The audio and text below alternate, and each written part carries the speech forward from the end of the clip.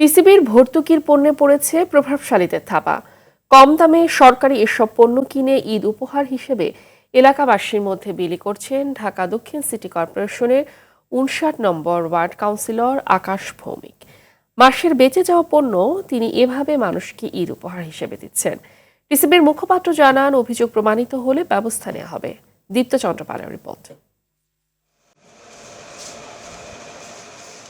রাজধানীর দক্ষিণ সিটির ৫৯ নম্বর ওয়ার্ড। কোরবানির ঈদ সামনে রেখে যেখানে টিসিবির জুন মাসের পণ্য বিক্রি শুরু হয়েছে, সেখানে এই এলাকার ডিলারদের কাছে এখনও রয়ে গেছে মে মাসের পণ্য। অভিযোগ উঠেছে স্থানীয় প্রভাবশালী নেতাদের কারণে ঠিকমতো পণ্য বিক্রি করতে পারছে না তারা। এমন অভিযোগের সত্যতা খুঁজতে মাঠে নামে আরটিভি টিম। রায়ের বাজার হাসনাবাদ ডিলারের অধীনে ৮৭৫ কার্ডধারী থাকলেও এখন পর্যন্ত পণ্য সামগ্রী পেয়েছে প্রায় ৩৫০ মানুষ। নগদে ৫০০ টাকা বা তার বেশি পেমেন্টে পেতে পারেন ঢাকায় জমিসহ ২০ কোটি টাকার পুরস্কার। আবার তালিকায় পণ্য সংগ্রহ দেখানো হলেও বাস্তবে মালামাল সংগ্রহ করেনি বলেও অভিযোগ করছেন অনেকেই। টিসিবির কার্ড আছে? হ্যাঁ। কয়টা আছে? একটা। মাল তুলছিলেন লাস্ট কবে? মাল আমি তো তুলি না অনেকদিন ধরে। আমি কোনো মাসে তুলি না ভাই। কোনো মাসে তোলেন নাই? আরে এরা খায় নেতারা, নেতা কাজ দেয় কাজ। ২০ বছর ধরে আইছি, এই পর্যন্ত পাই নাই, আর আশা করি না পামু।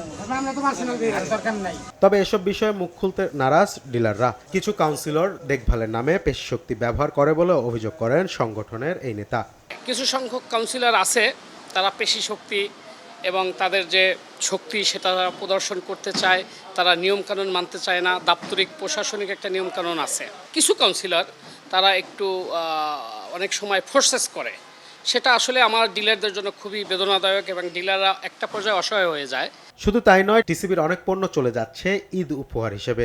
দক্ষিণ সিটির ৫৯ নম্বরের কাউন্সিলর আকাশ ভৌমিক মে মাসের অবশিষ্ট পণ্য কিনে প্যাকেট করে ঈদ উপহার হিসেবে বিলি করছেন সাধারণ জনগণের মাঝে। টিসিবির মাল দিয়ে এখন ঈদ উপহার শুরু হয়েছে আকাশ কুমার ভৌমিকের।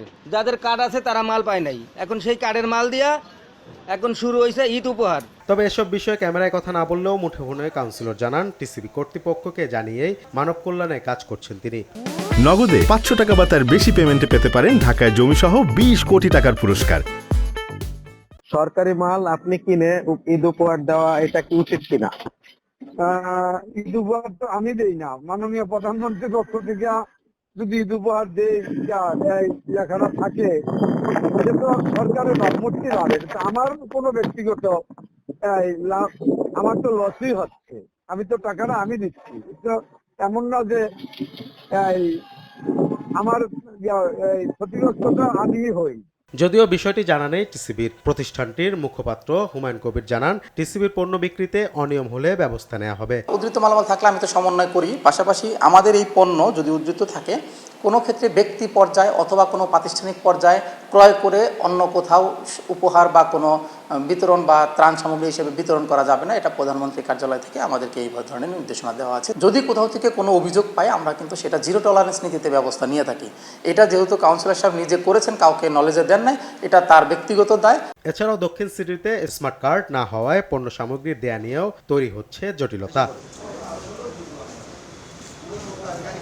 দীপ্ত চন্দ্রপাল, আরটিভি, ঢাকা।